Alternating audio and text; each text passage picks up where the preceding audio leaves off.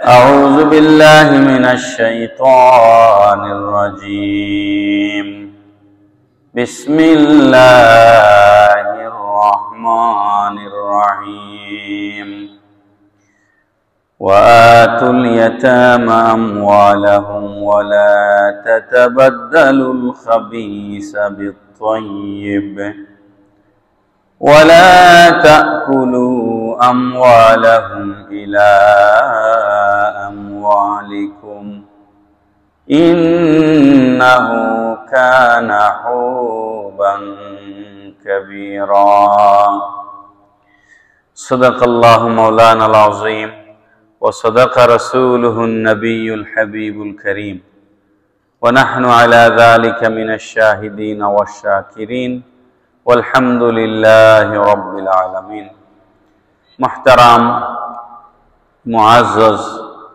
मुसल्लियान किराम अस्सलामु अलैकुम व रहमतुल्लाहि व बरकातुहू। महान मुनीबेर दरबारे आलिशाने लक्ष कोटी शुक्रिया ज्ञापन करছি যে আল্লাহ পাক রব্বুল আলামিন আমাদেরকে অত্যন্ত মেহেরবানি করে আল্লাহর মসজিদে আসবার তৌফিক দান করেছেন জুমার নামাজ আদায় করবার জন্য। উচ্চ আওয়াজে মুনিবের মহান আলিশান দরবারে সকলে পড়ি আলহামদুলিল্লাহ। ইয়া রব্বি লাকাল হামদু কামা ইয়ানবাগি লিজালালি ওয়াজহিকা ওয়া কাদীমি সুলতানিক। মুহতারাম মুআজ্জাজ হাজিরিন, সূরা নিসার 2 নম্বর আয়াতে কারিমা আজকে তেলাওয়াত করেছি। গত জুমায় সূরা নিসার 1 নম্বর আয়াতে কারিমার উপর আলোচনা করেছিলাম, যেখানে মূলত আল্লাহ পাক রব্বুল আলামিন মানব সৃষ্টির আলোচনা করেছেন, আদম আলাইহিস সালাম, হাওয়া আলাইহিস সালাম এবং আত্মীয়তার সম্পর্কের বিধিবিধান আলোচনা হয়েছে। এরপরে 2 নম্বর আয়াতে এসে এতিমদের হক নিয়ে আলোচনা হয়েছে। আল্লাহ পাক রব্বুল আলামিন ইরশাদ ফরমাচ্ছেন, ওয়া আতুল ইয়াতামা আমওয়ালাহুম, তোমরা এতিমদের ধন সম্পত্তি তাদেরকে দিয়ে দাও, ওয়ালা তাতাবাদদালুল খাবিসা বিত-তাইয়্যিব, আর তোমরা ভালো সম্পদকে খারাপ সম্পদের সাথে বদল করিও না, ওয়ালা তাকুলু আমওয়ালাহুম ইলা আমওয়ালিকুম, আর তোমরা এতিমদের সম্পদ নিজেদের সম্পত্তির সাথে মিলিয়ে তোমরা গ্রাস করিও না। ইন্নাহু কানা হুবান কাবীরা, নিশ্চয় এটা হচ্ছে মহাপাপ, মহালোভ এবং পাপ। এই হচ্ছে আয়াতের সহজ সরল বাংলা অনুবাদ। তাফসীরের মধ্যে এসেছে, মুকাতিল রাহমাতুল্লাহ আলাইহি এবং কালবি রাহমাতুল্লাহ আলাইহি বলেছেন, মদিনাতুল মুনাওয়ারায় গাফতান গোত্রের এক ব্যক্তি, সে তার এতিম ভাতিজার সম্পদকে দখল করে রেখেছিল। এতিম ভাতিজার সম্পদকে সে দখল করে রেখেছিল। ভাতিজা এতিম যখন বালেগ হলো, তার বয়স যখন বুঝের বয়স হলো, প্রাপ্তবয়স্ক হলো, সে তার সম্পত্তি দাবি করলো, কিন্তু চাচা তার সম্পত্তি দিতে অস্বীকার করলো। এর প্রেক্ষিতে ওই ভাতিজা গিয়ে, এতিম বাচ্চা, সে গিয়ে নবীজির কাছে নালিশ করলো যে, ইয়া রাসূলুল্লাহ সাল্লাল্লাহু আলাইহি ওয়াসাল্লাম, আমি ছোটবেলায় আমার বাবা মারা গিয়েছেন, আমার চাচা আমার সম্পত্তি দখল করেছে, এখন আমি বড় হয়েছি, আমি আমার সম্পত্তি দাবি করছি, কিন্তু তিনি আমার সম্পত্তি ফেরত দিচ্ছেন না। তখন কোরআনুল কারীমের এই আয়াত নাজিল হয়। সুবহানাল্লাহ। ওয়া আতুল ইয়াতামা আমওয়ালাহুম, তোমরা এতিমের ধন সম্পদ যেটা তোমাদের কাছে আছে সেটা তোমরা দিয়ে দাও। ওয়ালা তাতাবাদদালুল খাবিসা বিত-তাইয়্যিব, আর ভালো সম্পদকে খারাপ সম্পদের সাথে বদল করিও না। এর অর্থ হচ্ছে তুমি যদি এতিমের সম্পদ নিজের সম্পদের মাঝে মিক্স করে ফেলো, তাহলে তোমার ভালো সম্পদ ওই এতিমের মালের কারণে খারাপ সম্পদে পরিণত হয়ে যাবে। পড়েন নাউযুবিল্লাহ। ওয়ালা তাকুলু আমওয়ালাহুম ইলা আমওয়ালিকুম, আর তোমরা তোমাদের ধন সম্পদের সাথে এতিমদের ধন সম্পদ মিলায়া গ্রাস করিও না। ইন্নাহু কানা হুবান কাবীরা, এটা এক মহাপাপ। এই আয়াতে কারিমা এই ঘটনার প্রেক্ষিতে নাজিল হলো। আয়াতে কারিমা নাজিল হওয়ার পর ওই গাফতান গোত্রের যেই ব্যক্তি এতিমের সম্পদ দখল করে রেখেছিলেন, তিনি কোরআন শরীফের আয়াতে কারিমা নাজিল হওয়ার পর ওই এতিমের সম্পদ ফিরিয়ে দিলেন। পড়েন সুবহানাল্লাহ। এতিমের সম্পদ ফিরিয়ে দিলেন, আর তিনি বললেন যে আমি আল্লাহ এবং আল্লাহর রসুলের কথা মেনে নিলাম। পড়ুন সুবহানাল্লাহ। আমি আল্লাহ এবং আল্লাহর রসুলের কথা মেনে নিলাম, আমার বড় গুনাহ থেকে, ইন্নাহু কানা হুবান কাবীরা, আমার বড় গুনাহ থেকে আমি আল্লাহর কাছে আশ্রয় চাই, ক্ষমা চাই, মাফ চাই। তখন নবী পাক সাল্লাল্লাহু আলাইহি সাল্লাম বললেন, মাইয়ুকা শাহহা নাফসুহু ওয়া ইউতিআ রাব্বাহু হাকাযা ফাইন্নাহু ইয়াহিল্লু দারাহু ইয়ানি জান্নাতাহু, যেই ব্যক্তি নিজের নফসকে লালসা থেকে রক্ষা করলো, লোভ থেকে হেফাজত করলো, এবং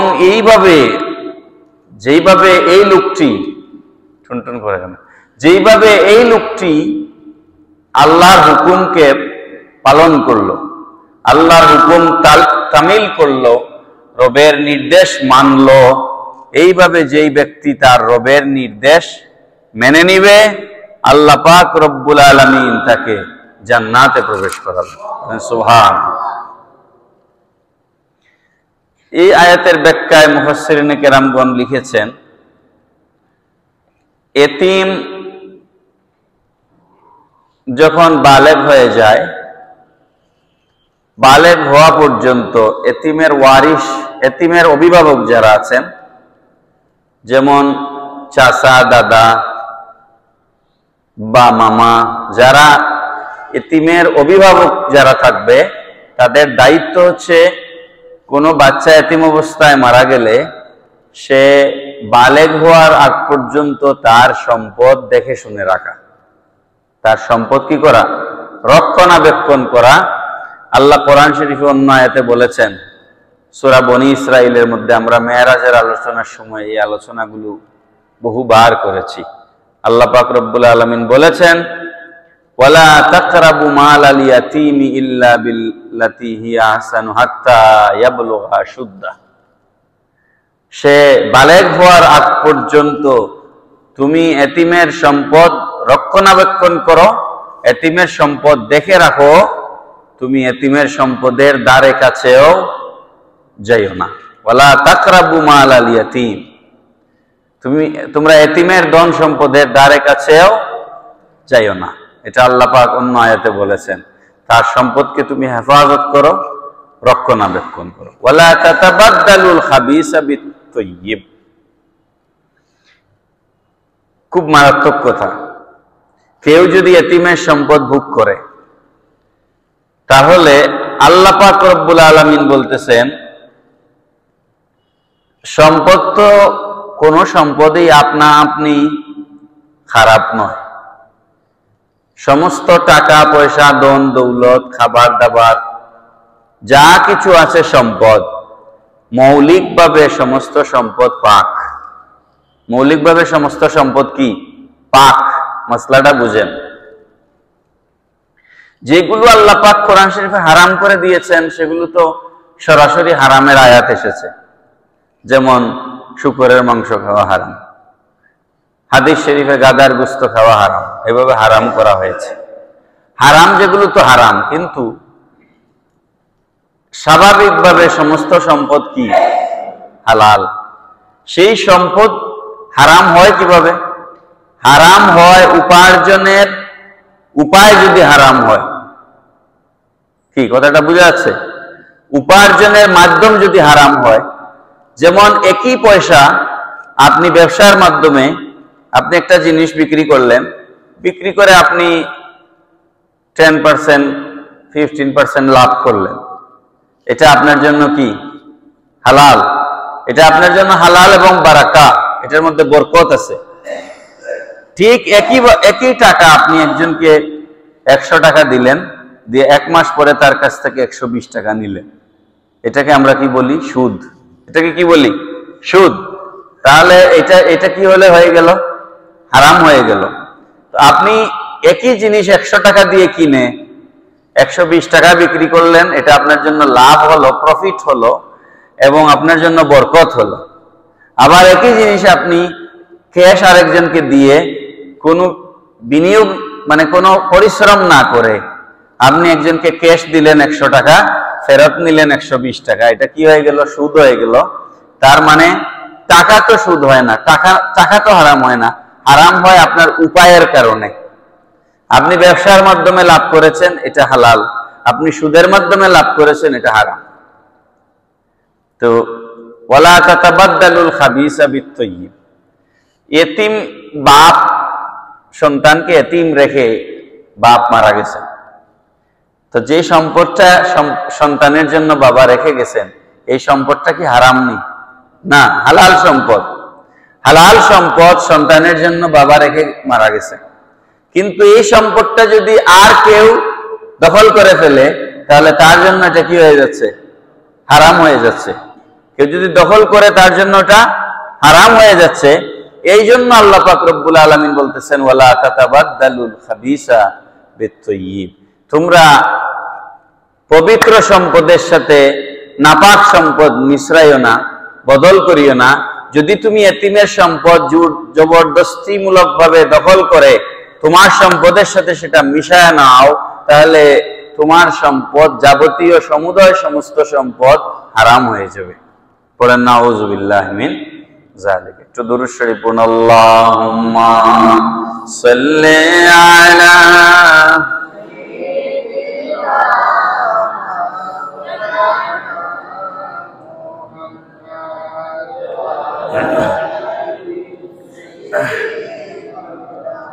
মাওলানা মুহাম্মদ। আল্লাহুম্মা সাল্লি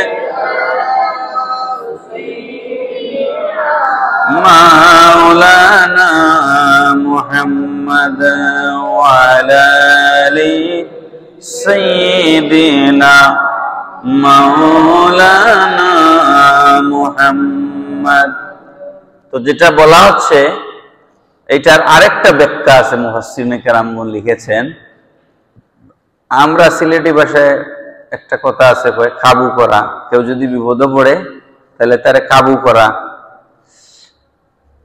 বাপ মারা গেছে, সন্তান এখন সবল না দুর্বল? দুর্বল। বাপ মারা গেছে, পিতা মারা গেছেন, সন্তান সবল না দুর্বল? দুর্বল। তার এই দুর্বলতার সুযোগ নিয়ে আপনি যদি তার কাছ থেকে কম দামে তার জমি কিনতে চান, কম দামে তার সম্পদ কিনতে চান, যে বাতিজা তোমার বাপ নাই, এটা আমারে দিয়ে দাও, এত টাকা নিয়ে নাও, এটার বাজার মূল্য আছে 1 লাখ টাকা, আপনি দিচ্ছেন 50,000 টাকা, এটাও হারাম। এটাও কি হারাম। এরকম বিপদে ফেলে অনেক সময় মানুষ এটা করে থাকে।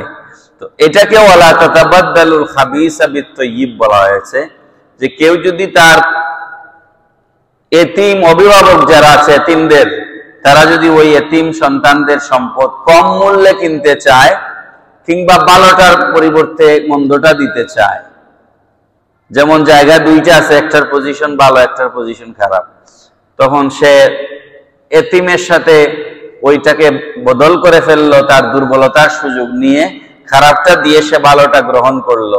এটাকেও আল্লাহ পাক কোরআন শরীফে বলেছেন, ওয়ালা তাতাবাদদালুল খাবিসা বিত-তাইয়্যিব। তোমরা ভালোর সাথে মন্দের অদল বদল করিও না। ইন্নাহু কানা হুবান কাবীরা। এটা এক মহাপাপ। এই পাপ শুধুমাত্র যে এতিম সন্তান রেখে বাবা মারা যাওয়ার কারণে, শুধুমাত্র যে তার চাচা, তার মামা, তার আশপাশের মানুষজন এই পাপ করতেছেন, বিষয়টা এরকম না। এই পাপ এই জায়গায় সীমিত নয়। আমাদের দেশে ব্যাঙের ছাতার মতো এতিমখানা গড়ে উঠেছে, এবং এতিমখানায় মানুষ যে টাকা পয়সা দেয়, এই টাকা পয়সার বেশিরভাগ ক্ষেত্রেই কোনো হিসাব বিকাশ নেই। এবং এই এতিমখানার টাকা দিয়া হুজুর গাড়ির মালিক হয়ে যাচ্ছে, এই এতিমখানার টাকা দিয়ে হুজুর বাড়ির মালিক হয়ে যাচ্ছে। কি এরকম একটা ঘটনাও বাংলাদেশে নাই? না, আছে। এই এতিমখানার পয়সা মেরে দিয়ে তিনি বিরাট পয়সাওয়ালা হয়ে যাচ্ছেন। বাংলাদেশ সরকারের সমাজ কল্যাণ মন্ত্রণালয়ের অধীনে এতিমখানার অনুমোদন দেওয়া হয়।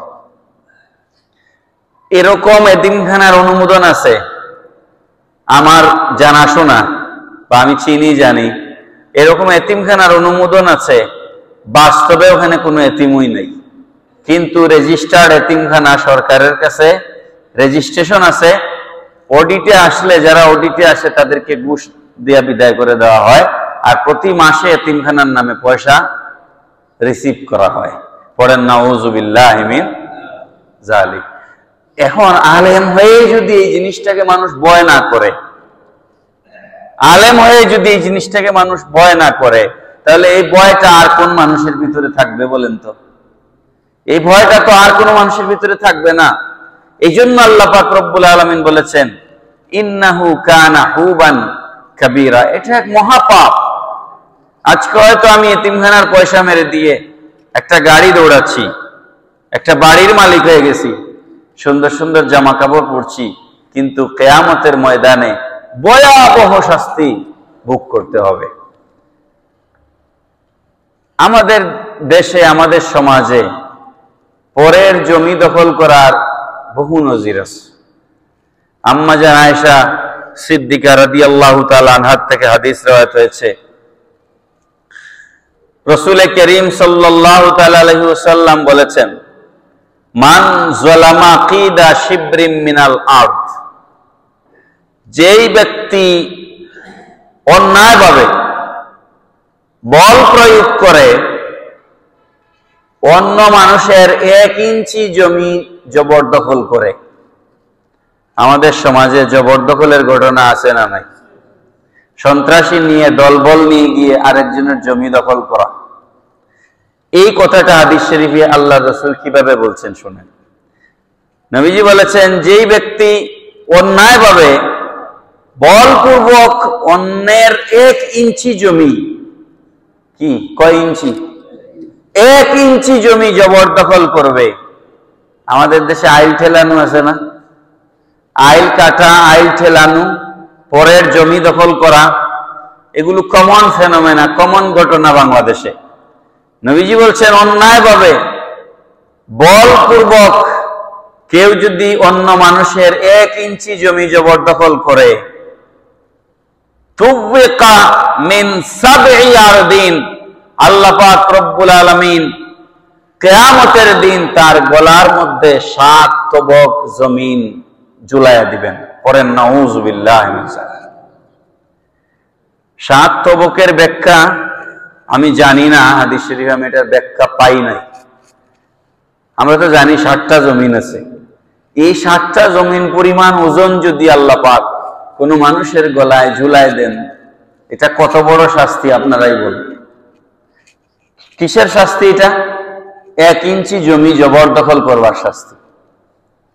তাহলে এতিমের সম্পদ ভোগ করলে কি শাস্তি হবে? নবীজি বলেছেন, এত সতর্ক আল্লাহর রাসূল আমাদেরকে করেছেন। দেখেন, ইসলামের মৌলিক জায়গাটা বুঝতে হবে। ইসলাম কিন্তু প্রথমেই শাস্তির কথা বলে নাই। ইসলামের, কোরআনের ফর্মুলা হচ্ছে, হাদিসের বিধান হচ্ছে, অপরাধ যেন মানুষ করতে না পারে, প্রথমে সেই অপরাধের ছিদ্রগুলো বন্ধ করা। এটা হচ্ছে ইসলামের প্রথম ফর্মুলা। যেমন কোরআনে আল্লাহ পাক সুদের শাস্তি, ঘুষের শাস্তি, জেনার শাস্তি, জমিনের আইল ঠেলানোর শাস্তি, অন্যের জমি জবরদখল করবার শাস্তি, এই শাস্তির কথা আগে বলেছেন। কেন বলেছেন? ওয়ার্নিং দিলাম, এটা করলে এটা হবে, এটা করলে এটা হবে? তো শাস্তির কথা যখন আগেই উল্লেখ করা হচ্ছে, তার মানে তুমি যদি এটা করো, এরপরে যদি আল্লাহ পাক শাস্তি দেন, তাহলে কি আর আল্লাহকে দোষারোপ করার কোনো সুযোগ আছে? আমি তো আগেই বলে দিয়েছি তুমি এটা করলে এই শাস্তি, এটা করলে এই শাস্তি, এটা তো আমি আগেই বলে দিয়েছি। সুতরাং অপরাধ যেন মানুষ করতে না পারে, প্রথমে কঠোর আইন তৈরি করা হয়েছে। কি করা হয়েছে? কঠোর বিধান। বিধান কে দিয়েছেন? আল্লাহ। জোরে বলেন, বিধান কে দিয়েছেন? আল্লাহ। আল্লাহ দিয়েছেন বিধান। সেই বিধান যদি আমরা না মানি, বিধান লঙ্ঘন করলে শাস্তি পেতে হবে। বিধান লঙ্ঘন করলে কি পেতে হবে? শাস্তি পেতে হবে। এই জন্য ইসলাম কোনো কিছুই বলে নাই আর আন্দাজে শাস্তি দিয়ে দিচ্ছে, এরকম নয়। আগে সতর্ক করা হয়েছে যে এটা হচ্ছে তোমার এই পাপের শাস্তি, এটা করলে এই পাপ হবে, এই পাপের শাস্তি হচ্ছে এটা। এরপরেও যদি তুমি করো তাহলে তোমাকে এই শাস্তি ভোগ করতে হবে। এজন্য ইসলামের বিধানের ব্যাপারে কেউ প্রশ্ন তোলার কোনো সুযোগ নাই। নবী পাক সাল্লাল্লাহু তাআলা আলাইহি ওয়াসাল্লাম বলেছেন, লাউ আন্না লিইবনি আদামা ওয়াদিআম মিন যাহাবিন আহাব্বা আন ইয়াকুনা লাহু ওয়াদিয়ান। আল্লাহর হাবিব রাহমাতুল লিল আলামিন নূরে মুজাসসাম সরকারে দু আলম ইরশাদ করেন, আমার উম্মতের চরিত্র হচ্ছে এরকম, আমার উম্মতের নেচার হচ্ছে এরকম, তাকে যদি লাউ আন্না লিইবনি আদামা ওয়াদিয়াম মিন যাহাবিন, তাকে যদি একটা পাহাড় পরিমাণ স্বর্ণ যদি তাকে দেওয়া হয়, আহাব্বা আন ইয়াকুনা লাহু ওয়াদিয়ান, তখন সে আরেকটা এরকম আরেকটা স্বর্ণের পাহাড় কামনা করে। তাকে যদি একটা উহুদের পাহাড় পরিমাণ একটা স্বর্ণের পাহাড় তাকে যদি কেউ দান করে, সে আরেকটা পেতে চায়, সে আরেকটা পেতে চায়। কথা এখানে শেষ নয়। উম্মতের লোভ বুঝাচ্ছেন নবীজি, আমরা কতটা লোভী। নবীজি তারপরে বলছেন, ওয়ালাই ইয়ামলা আফাহু ইল্লা তুরাব। বনি আদম এতটাই দুনিয়ার প্রতি লোভাতুর, দুনিয়াকে পেতে চায়। নবীজি বলছেন, মৃত্যু বরণ করে কবরে যাওয়ার আগ পর্যন্ত কবরের মাটি ছাড়া আদম সন্তানের পেট ভরবে না। পড়েন নাউজুবিল্লাহ। কবরের মাটি ছাড়া আদম সন্তানের পেট ভরবে না। এর অর্থ কি? মৃত্যু পর্যন্ত সে সম্পদ কামনা করবে, মৃত্যু পর্যন্ত সম্পদ কামনা করবে। এই জন্য নবী পাক সাল্লাল্লাহু তাআলা আলাইহি ওয়াসাল্লাম আমাদেরকে সতর্ক করেছে। রাষ্ট্র যারা পরিচালনা করেন, রাষ্ট্রের দায়িত্ব অত্যন্ত মারাত্মক জিনিস। আপনারা যারা রাজনীতি করেন, আপনাদের জন্য আল্লাহর হাবিব সতর্কবাণী দিয়েছেন। রাজনীতি করতে গেলে কি বিধান মানতে হবে সেটা রাসূল বলে দিয়ে গেছেন ১৫০০ বছর আগে। আপনি রাষ্ট্রের দায়িত্বে বসেছেন আর আপনি যা মন চায় তাই করবেন, এটা হবে না। নবী পাক সাল্লাল্লাহু আলাইহি সাল্লাম বলছেন, লা ইয়াস্তারইল্লাহু আবদান রাইয়াতান ইয়ামুতু হিনা ইয়ামুতু ওয়া হুয়া গাশুল্লাহা ইল্লা হারামাল্লাহু আলাইহিল জান্নাহ। নবীজি বলেন, আল্লাহ পাক রব্বুল আলামিন যাকে জনগণের শাসনভার দান করেছিলেন, শাসন ক্ষমতা নিজে নিজে আসে না। কে দান করেন? বলেন না, কে দান করেন? ক্ষমতায় বসানো আল্লাহ, নামানো কে? এই বিশ্বাস আছে না নাই? আপনারা যদি মনে করেন আন্দোলন করে শেখ হাসিনাকে নামিয়ে দিয়েছি, এটা ভুল কথা। আন্দোলন এর আগেও বহুবার করছেন, ঠিক না? আন্দোলন ঠিক আছে, কিন্তু নামানোর মালিক কে? উঠানোর মালিক কে? চেয়ারে বসান কে? নামান কে? আল্লাহ পাক বলেন, কুলিল্লাহুম্মা মালিকাল মুলকি তুতিল মুলকা মান তাশা। বলুন হাবিব আমার, এই সাম্রাজ্যের মালিক হচ্ছে আমি আল্লাহ, আসমানের মালিক আমি, জমিনের মালিক আমি। তুতিল মুলকা মান তাশা, যাকে ইচ্ছা আমি সাম্রাজ্য দান করি। পড়েন সুবহানাল্লাহ। ওয়া তুইজ্জু মান তাশা ওয়া তুযিল্লু মান তাশা, যাকে ইচ্ছা আমি ইজ্জত দেই, যাকে ইচ্ছা আবার বেইজ্জত করি। এটা কার কথা? আল্লাহর কথা। ইজ্জত দেওয়ার মালিক কে? বলেন না, ইজ্জত দেওয়ার মালিক কে? বেইজ্জত করার মালিক কে? আল্লাহ। সুতরাং আপনি যদি চেয়ারে বসেন, আপনি এটা মনে করার কারণ নাই সারা জীবনের জন্য আমি ইজ্জতের আসনে বসে গেছি। এটা মনে করবার আপনার কোনো কারণ নাই যে আমি সারা জিন্দগির জন্য ইজ্জতের সিংহাসনে বসে গেছি। যে কোনো মুহূর্তে আল্লাহ পাক লাঞ্ছিত করে আপনাকে এই চেয়ার থেকে নামাতে পারে। ঠিক না বেঠিক? এই জন্য নবীজি বলছেন, আল্লাহ পাক রব্বুল আলামিন যাকে জনগণের শাসনভার প্রদান করেন, আর সে যদি শাসনভার গ্রহণ করে, রাষ্ট্রের সিংহাসনে বসে, দায়িত্বে বসে, চেয়ারে বসে সে যদি খেয়ানত করে, খেয়ানত মানে হচ্ছে যার যেটা প্রাপ্য সেটা যদি তাকে না দেয়, যার যেটা প্রাপ্য, প্রাপ্যতা যদি নিশ্চিত না করে, এতিমের হক, গরিবের হক। আল্লাহর হাবিব সাল্লাল্লাহু তাআলা আলাইহি ওয়াসাল্লাম মদিনাতুল মুনাওয়ারায় যখন রাষ্ট্র ইসলামী হুকুমত কায়েম করলেন, নবীজি নিজে হলেন মদিনা রাষ্ট্রের প্রেসিডেন্ট। সুবহানাল্লাহ বলেন। মদিনাতুল মুনাওয়ারায় ইসলামিক ওয়েলফেয়ার স্টেট প্রতিষ্ঠা করে আল্লাহর রাসূল একটা ঘোষণা দিয়েছিলেন।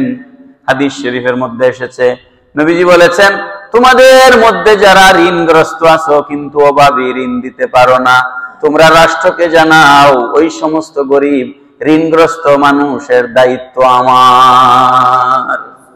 বড় করে বলেন না সুবহানাল্লাহ। সুতরাং রাষ্ট্রের অসহায় গরিব মানুষদেরকে দেখার দায়িত্ব রাষ্ট্রের।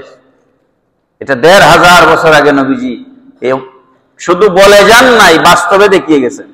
সুবহানাল্লাহ বলেন। নবীজি বলছেন, যার কাঁধে রাষ্ট্রের শাসন ক্ষমতা দেওয়া হলো, আর সে যদি যার যার প্রাপ্যতা নিশ্চিত না করে, সে যদি মানুষের হক নষ্ট করে, খেয়ানত করে, মোতাবস্থায় সে যদি মারা যায়, ওয়া হুয়া গাশুল্লাহা, সে খেয়ানতকারী অবস্থায় মারা গেল, ইল্লা হারামাল্লাহু আলাইহিল জান্নাহ, তার জন্য আল্লাহর বেহেশত হারাম হয়ে গেছে। পড়েন নাউজুবিল্লাহ। আপনি একটা সরকারি অফিসে চাকরি করেন, আপনার আন্ডারে আরো মানুষ কাজ করে, আপনি তার প্রমোশন আটকায় রাখলেন, আপনি তার হক নষ্ট করলেন। ঠিক কিনা বলেন? আপনি তার প্রমোশন দিলেন না, তার প্রাপ্যতা আপনি নিশ্চিত করলেন না। সে বোনাস পায়, আপনি তার বোনাস দিলেন না। সে ইনক্রিমেন্ট পায়, আপনি তার ইনক্রিমেন্ট দিলেন না। এই প্রত্যেকটা জিনিস হচ্ছে খেয়ানত। প্রত্যেকটা জিনিস কি? খেয়ানত। এই খেয়ানতের হিসাব হাশরের মাঠে দিতে হবে। আর শুধু হিসাব নয়, নবীজি একদম পরিষ্কার বলে দিয়েছেন, ইল্লা হারামাল্লাহু আলাইহিল জান্নাহ, তার জন্য আল্লাহর জান্নাত হারাম হয়ে গেছে। পড়েন নাউজুবিল্লাহ। আরেক হাদিসে এসেছে, এই হাদিসটা মুসলিম শরীফের ২৬২ নম্বর হাদিস আপনাদেরকে শোনালাম। আরেকটা হাদিসের মধ্যে এসেছে মুসলিম শরীফের ২৬৪ নম্বর হাদিসের মধ্যে এসেছে, নবীজি বলেছেন, মা মিন আমিরিন ইয়ালিয়া মারাল মুসলিমিন সুম্মা লা ইয়াজহাদু লাহুম ওয়া ইয়ানসাহু ইল্লা লাম ইয়াদখুল মাহুমুল জান্নাহ। নবী পাক সাল্লাল্লাহু তাআলা আলাইহি ওয়াসাল্লাম বলেছেন, যেই ব্যক্তি মুসলমানদের আমির নিযুক্ত হলো, মুসলমানদের আমির আরবি শব্দ, আমিরের বাংলা অর্থ হচ্ছে শাসক।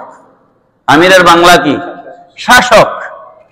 নবীজি বলছেন, যে ব্যক্তি মুসলমানদের আমির নিযুক্ত হলো, সুম্মা লা ইয়াজহাদু লাহুম, সে ব্যক্তি মুসলমানদের কল্যাণার্থে কাজ করলো না, স্বার্থ রক্ষায় কাজ করলো না, ইল্লা লাম ইয়াদখুল মাহুমুল জান্নাহ, সেই ব্যক্তি মুসলমানদের সাথে বেহেশতে যেতে পারবে না। পড়েন নাউযুবিল্লাহি মিন যালিক। সুতরাং এই সমস্ত ব্যাপারে আমাদেরকে অত্যন্ত সাবধান হওয়া দরকার। শাসক যারা দেশ শাসন করেন তারা শাসিত জনগণের সাথে খেয়ানত করেন কিনা এটা বুঝবেন কিভাবে? এটা বুঝবেন আপনি যখন শাসক জনগণের ধর্মের উপরে আঘাত হানে, দিন ধর্মের উপরে আঘাত হানে, সে তখন খেয়ানত করছে। যখন শরীয়তের সীমা লঙ্ঘন করে, যখন জনগণের জান ও মালের হেফাজত করে না, রাস্তায় চুরি হয়, ডাকাতি হয়, ছিনতাই হয়, চাঁদাবাজি হয়, এই সব কিছুর জন্য রাষ্ট্র দায়ী। কথা বলেন ঠিক না বেঠিক? কারণ নিরাপত্তার সাথে, শান্তি শৃঙ্খলার সাথে রাস্তায় চলাফেরার, জনগণের অবাধ বিচরণের স্বাধীনতা নিশ্চিত করা রাষ্ট্রের দায়িত্ব। কার দায়িত্ব? রাষ্ট্রের দায়িত্ব। এটা আমার কথা নয়, এগুলো তো হাদিস শরীফের কথা। রাষ্ট্রের দায়িত্ব। কোন মানুষকে অন্যায়ভাবে অত্যাচার করা হচ্ছে কিনা, জনগণের সাথে কোনো অবিচার করা হচ্ছে কিনা, মানুষের হক নষ্ট করা হচ্ছে কিনা, এই সব কিছু হচ্ছে খেয়ানতের মানদণ্ড। এইগুলো যদি ঘটে তার মানে হচ্ছে আপনি রাষ্ট্র পরিচালনায় ব্যর্থ, আপনি জনগণের হক রক্ষা করতে পারছেন না, তখন আপনাকে চিরস্থায়ী জাহান্নামে বসবাস করতে হবে। পড়েন নাউযুবিল্লাহি মিন যালিক। আমাদের দেশের মেম্বার থেকে শুরু করে প্রধানমন্ত্রী পর্যন্ত সকলেই এই সমস্ত ব্যাপারে খেয়ানতের কি বিষয়ে সবাই দায়িত্বশীল। সবাই কি দায়িত্বশীল? নবী পাক সাল্লাল্লাহু তাআলা আলাইহি ওয়াসাল্লাম বলেছেন, কুল্লুকুম রাইন ফামাসউলুন আন রাইয়াতিহি। নবীজি বলেছেন, তোমরা প্রত্যেকেই দায়িত্বশীল, আর প্রত্যেকেই নিজ নিজ অধীনস্থদের ব্যাপারে আল্লাহ রাব্বুল আলামিনের দরবারে জিজ্ঞাসিত হবে। ফাল আমিরুল্লাযী আলান নাসি রাইন ওয়া হুয়া মাসউলুন আনহুম। রাষ্ট্রের আমির যিনি, শাসক যিনি, তিনি জনগণের ব্যাপারে হাসরের মাঠে জিজ্ঞাসিত হবেন।